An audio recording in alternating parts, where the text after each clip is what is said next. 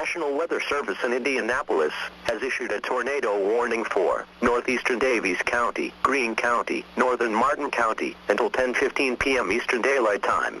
At 9:31 p.m. Eastern Daylight Time, National Weather Service Doppler radar indicated a severe thunderstorm capable of producing a tornado. This dangerous storm was located near Linton, or 30 miles southeast of Terre Haute, and moving southeast at 35 miles per hour.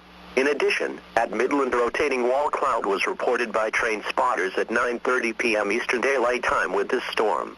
This storm has a history of producing ping-pong-size hail as well.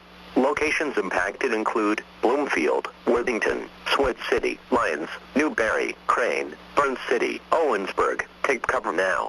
Move to an interior room on the lowest floor of a sturdy building. Avoid windows. If in a mobile home, a vehicle, or outdoors, move to the closest substantial shelter and protect yourself from flying debris.